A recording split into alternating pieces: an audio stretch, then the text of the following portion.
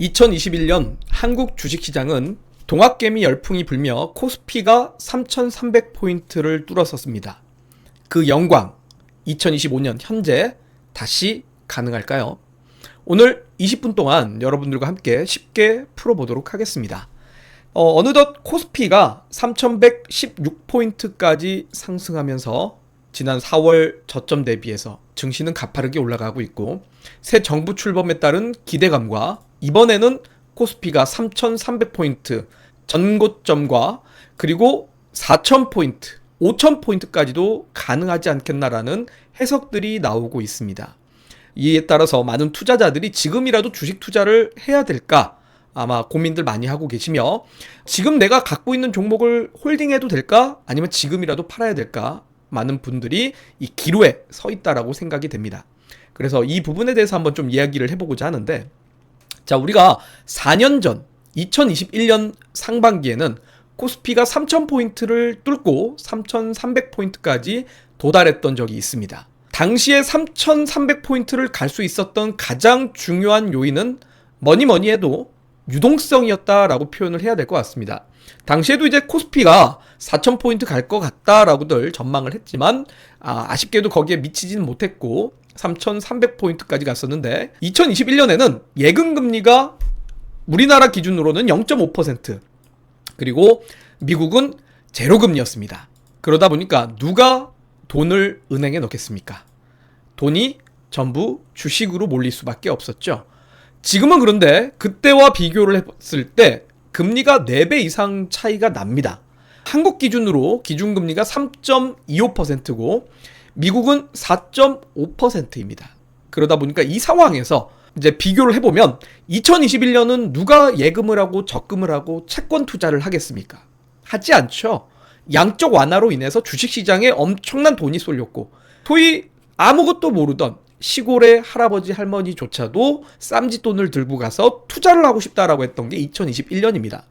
엄청난 유동성 장세가 지속되면서 인플레이션이 우려가 있었으나 연준은 항상 일시적이라고 이야기하며 그야말로 한국에는 동학개미 운동이다라는 단어로 증시를 강하게 끌어올렸고, 그때 당시 올라갔던 종목들을 가만히 생각해보면 네이버, 카카오 같은 인터넷 관련주라든지 아니면 신풍제약, 시젠 같은 바이오 관련주나 또는 메타버스 관련된 기업들, 이런 것들이 불을 뿜으면서 상승했고, 막바지에는 HMM이나 효성 첨단 소재, 효성 TNC 같은 이러한 종목들이 엄청나게 상승을 했던 걸로 기억이 납니다. 그런데 지금 와서 한번 되돌아보면 지금은 어쨌든 기준금리가 3.25입니다. 그리고 미국은 4.5%입니다.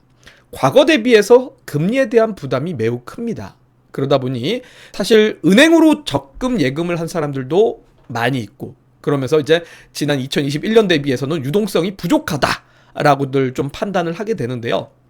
그러면 그때와 지금하고 어떠한 차이점이 있는지는, 첫 번째는 금리 차이가 있다라고 볼 수가 있고, 두 번째는 결국 주식시장은 그 나라의 경제와 밀접한 관계를 갖고 있습니다.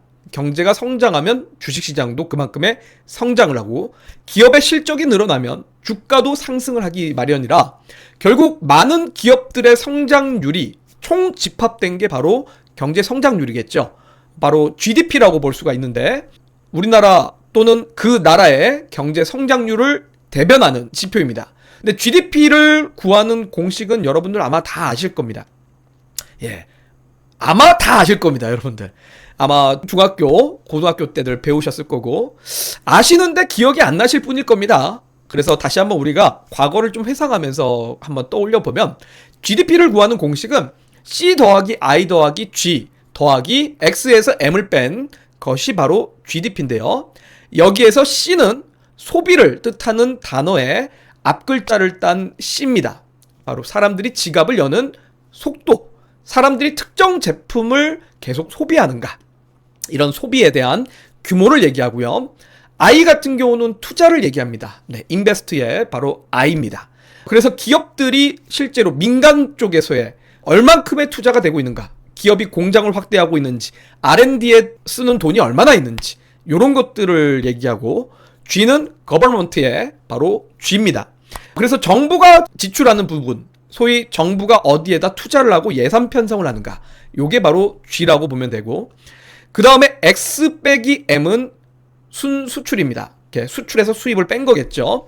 그래서 순수출 규모가 어느 정도 되는지, 소비 더하기 투자 더하기 정부 지출 더하기 순수출이 바로 GDP 성장률이 나오게 되는데요. 자, 그러면 이 모든 것이 갑자기 경제 시간인가요? 이거 왜 갑자기 어려운 걸로 가죠? 라고 할 수 있겠지만, 어쨌든 주식시장은 그 나라의 경제를 기반으로 해서 움직이는 거고, 우리나라 경제 규모를 파악하는 데 있어서는 GDP를 핵심으로 봐야 됩니다. 결국 GDP를 정확하게 이해를 해야 주식시장에 어떠한 영향을 주는지를 이해하고 투자할 수 있는데, 자, 소비가 늘어나면 당연히 내수 소비주들이 올라가고, 민간 투자가 늘어나면 투자가 많은 산업들이 올라갈 수밖에 없을 겁니다. 또는 G, 정부 지출, 정부 예산이 편성된 산업의 경우는 정부의 수혜를 받아서 앞으로 주가의 상승과 실적의 상승으로 이어질 가능성이 높을 거고요. 한국이란 나라는 참 아쉽게도 어쨌든 내수를 기반으로 성장을 하는 건 어렵습니다. 특히 한국은 GDP 대비 수출 비중이 43%나 되는 나라이기 때문에 한국 기업들이 잘 되고 한국 경제가 살아나려면 결국 수출을 통해 기업의 매출의 질이 좋아져야지만 가능하다라고 볼 수 있어서 우리나라 증시에 리레이팅을 만들 수 있는 요소 중에 하나가 바로 순수출입니다. 자, 그러면 이런 것들이 결국 가장 중요한데, 이 소비, 투자, 정부 지출, 순수출을 결정짓는 요소 중에 하나가 결국 금리입니다. 자, 제가 옆에 이렇게 수도꼭지를 그려놨는데, 자, 소위 금리를 내리면 수도꼭지를 틀은 겁니다. 그럼 물은 콸콸콸 쏟아지겠죠. 반대로 금리가 높다라면 수도꼭지를 잠근 거라고 보면 됩니다. 수도꼭지를 잠그면 어떻게 되죠? 물이 떨어지는 수압이 점점 약해집니다. 자, 마찬가지입니다. 수도꼭지를 잠그면 물이 약해지듯이 금리가 높으면 소비도 약해지고 민간 기업들의 투자도 적어지고 정부의 지출도 어려워지면서 순수출도 잘 되기 어렵습니다. 금리가 높은 수준에 머무르면 위에 모든 것들이 잘 안 된다라고 보면 됩니다. 여러분들 대출을 받을 수가 있습니까? 대출도 받기 어려운데 투자를 할 수 있겠습니까? 민간에 돈이 돌지 않는데 과연 사람들이 소비를 할 수 있을까요? 정부가 채권을 더 발행할 수 있을까요? 어렵다라는 거죠. 그렇다 보니까 2021년과 지금 가장 경제 성장률, 경제가 안 좋은 이유는 학자들은 사실 우리나라 워낙 이제 서민들은 그때그때마다의 정부 정권, 소위 색깔론을 가지고 많이 이야기를 합니다. 뭐 진보 때문에 안 된다, 보수 때문에 안 된다, 이런 얘기를 하지만 핵심은 글로벌 트렌드인 금리입니다. 예를 들어서 2020년에 여러분들 집값이 많이 올라간 게 진보 정권 때문에 그랬습니까? 금리가 엄청 쌌기 때문에 전 세계 부동산 시장이 다 올라간 겁니다. 반대로 보수 정권 때 여러분들 집값이 많이 떨어졌습니까? 아닙니다. 금리가 높았기 때문에 일시적으로 집값이 떨어졌다가 다시 올라가는 현상을 벌어졌습니다. 그러니까 지금과 2021년 4년 전과 가장 크게 다른 점은 결국은 금리입니다.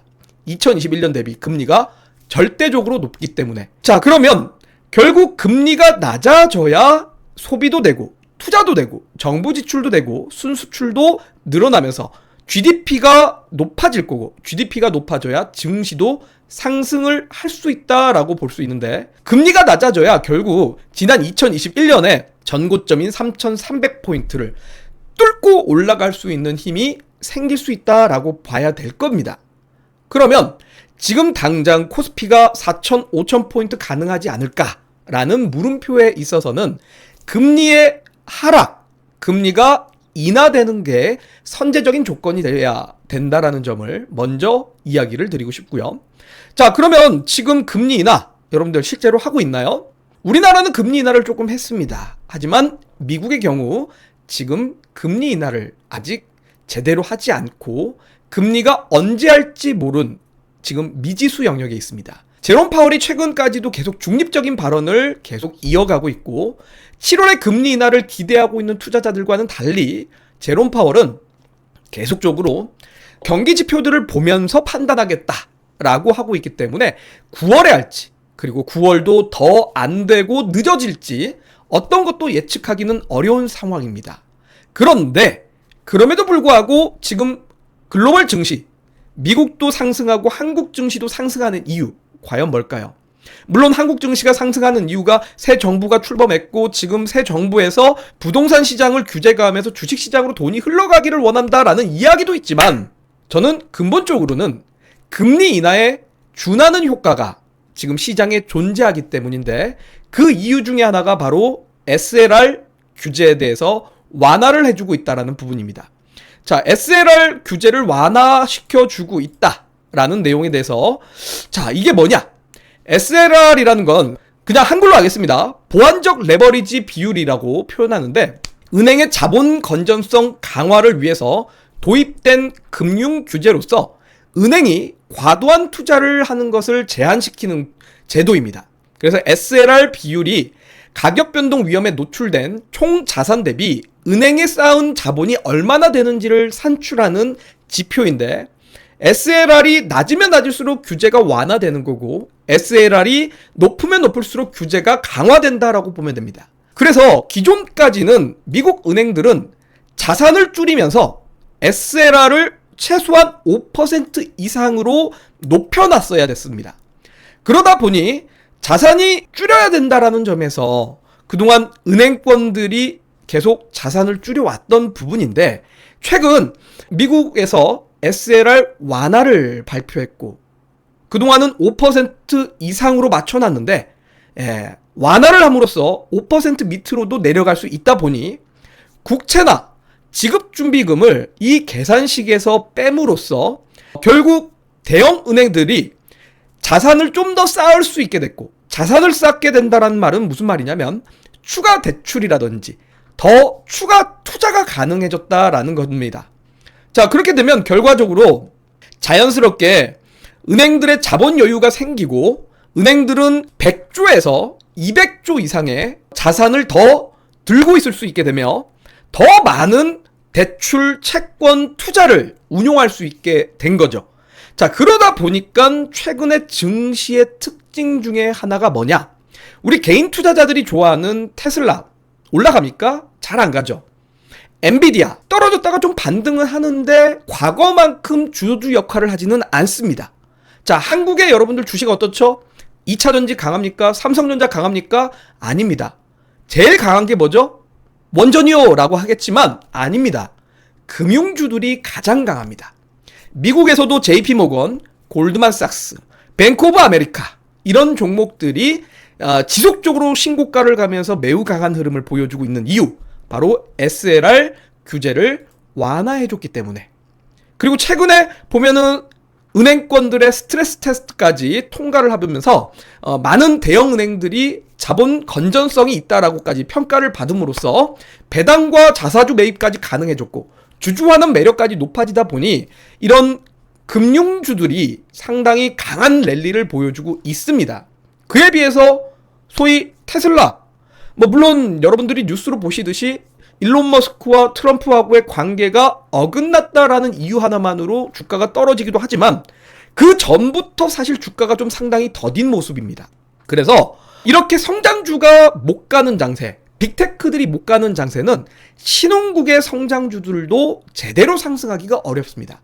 그러다 보니 2021년과 비교해서 현재 증시가 상승할 때 네이버, 카카오가 잘 올라가지 않는 거고요. 최근에 그냥 스테이블 코인 이슈 때문에 잠깐 오른 거지 추세적인 상승이 나오는 힘은 아닙니다.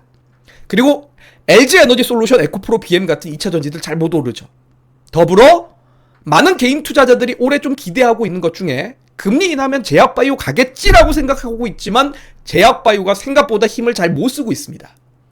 그래서 지금 증시의 돈은 금융주들로 쏠리고 있고, 한국에서도 KB은행, 하나금융지주, 신한금융지주 이런 은행주들, 증권주들이 랠리를 보이며 미국에서도 금융주들이 강세를 보이는 이유라고 보실 수가 있겠습니다. 자, 그러니 사실 2021년과 달리 지금은 특정 섹터만 상승을 하고 있지, 뭔가 삼성전자, 뭔가 네이버, 카카오 이런 것들이 강하게 올라가지 못하다 보니 저는 개인적으로 증시가 지금까지는 금융주가 좀 끌고는 올라왔지만 3,300포인트를 넘어서 우리 정말 뉴스에서 보듯이 5,000포인트 이상으로 가려면 지금의 환경이 더 바뀌어야 된다라고 생각됩니다. 지금의 환경이 만약 유지된다면 3,300포인트까지는 어찌어찌 갈 수는 있겠지만 그 이상은 좀 어렵지 않을까? 그렇게 저는 개인적으로는 예상을 합니다. 자, 그래서 지금의 시장의 주도주는 어쨌든 금융주고, 금융주의 흐름은 하반기까지도 좀 더 이어질 가능성이 높다. 왜? SLR 규제 완화 때문에, 그리고 고배당과 상법 개정이라는 모멘텀으로 인해서 금융주들이 시장의 주도주 역할을 하고 있다는 점은 앞으로 하반기에도 이 금융주들의 흐름이 쉽게 꺾이지는 않을 수 있다라고 생각을 하셔야 될 것 같고, 그리고 아까 이제 GDP의 계산, 산식을 다시 떠올려 보시길 바랍니다. 소비, 민간 지출, 그 다음에 정부 지출입니다. 자, 그러면 여기에 수혜주들이 결국 중요하겠죠. 왜? 경기가 안 좋다라는 이야기를 합니다. 고금리다 보니 고금리에서 많은 나라들이 금리가 높음에 따라서 소비도 줄여오고 지출도 민간 투자도 줄여오고 정부 지출도 줄여오고 수출들도 잘 안 되다 보니 대부분의 나라가 경제 성장률이 많이 떨어져 있습니다. 그러면 모든 나라가 각 국마다 이 경제 성장률을 끌어올리기 위해서는 뭘 해야 될까요? 민간 투자를 갑자기 끌어올릴 수는 없습니다. 정부에서.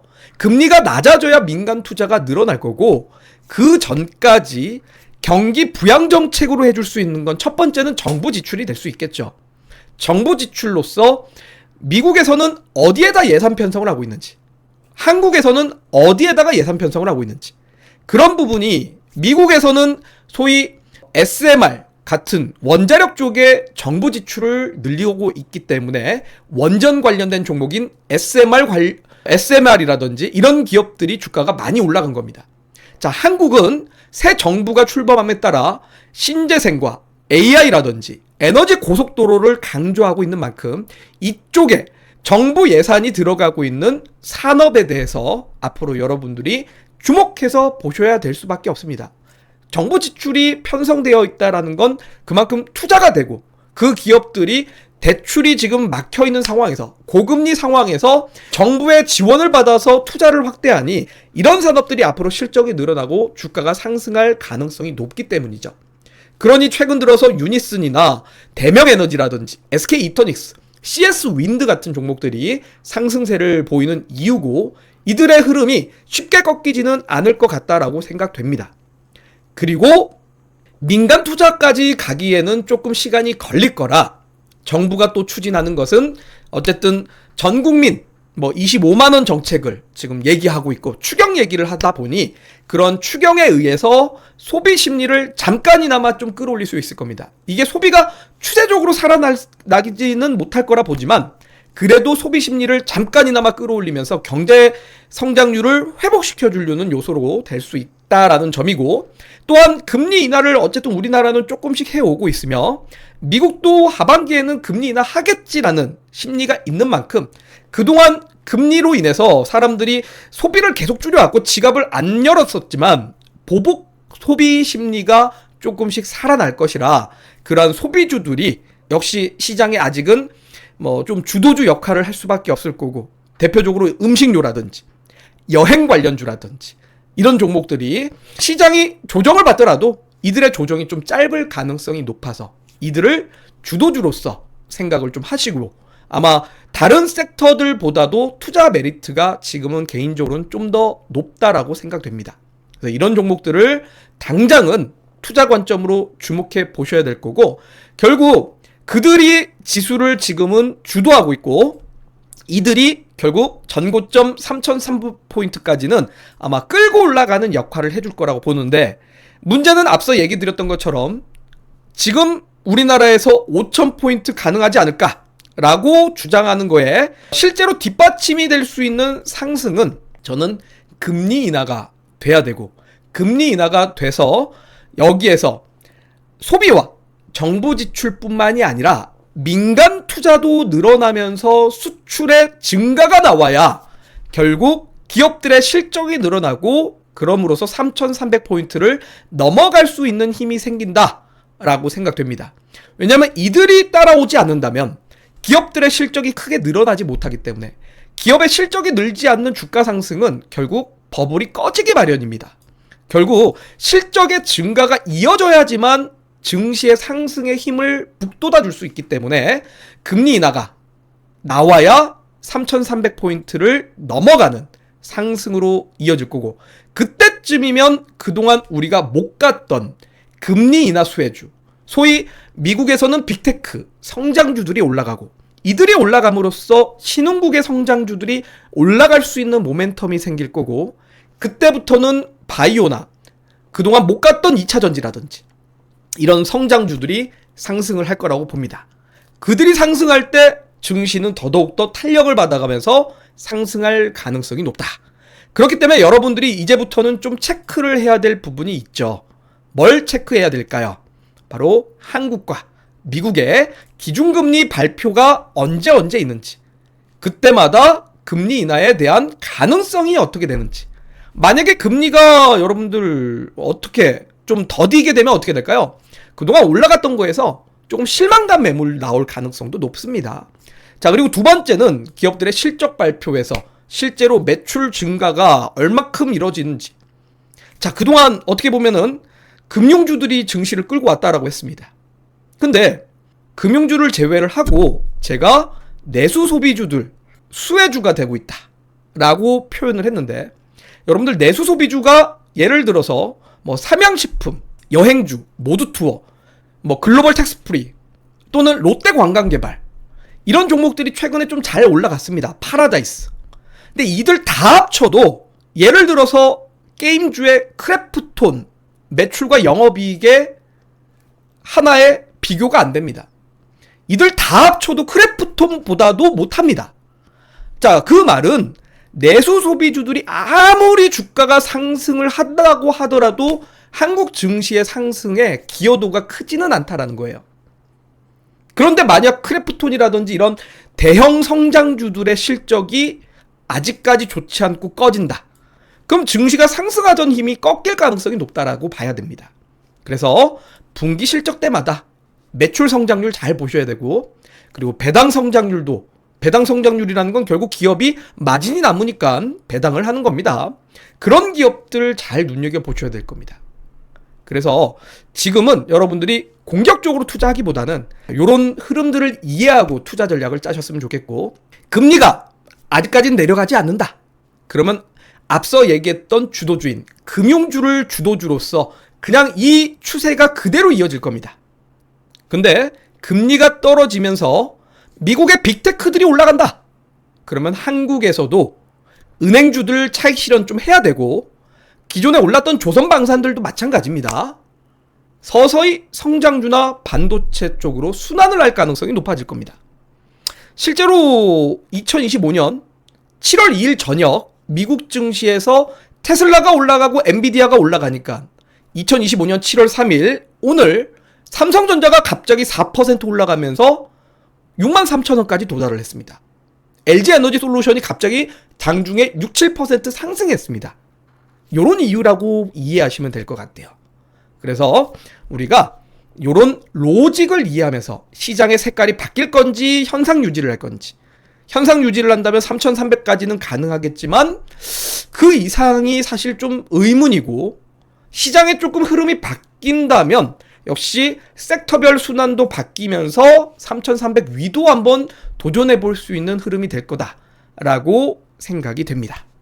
이렇게 여러분들이 스스로도 한번 제 영상을 통해서 생각의 확산을 해보시길 바라고, 오늘 저는 여러분들에게 한번 고민해 볼 수 있는 시간 드려보고 싶습니다. 그래서 오늘 영상 정리해 보도록 하겠습니다. 금리는 수도꼭지고요. SLR은 컵의 크기입니다. 둘 중 하나만 넓어줘도 물은 흐르는데 이 물은 돈입니다. 돈이 흘러가는 곳, 결국 그 돈을 먼저 타는 섹터가 지수를 당기게 될 건데, 저는 지금은 당장은 금융주가 주도를 하고 있는 장세인데 점점 하반기에 금리 인하가 되면 시장의 색깔은 바뀔 거라고 봅니다. 개인적으로는 3,300포인트가 아니라 정말 많은 분들이 원하는 5,000포인트 갔으면 좋겠습니다. 오늘 영상이 여러분들 도움이 됐다면 좋아요와 구독 잊지 마시고 다음 영상에서 또 찾아뵙도록 하겠습니다.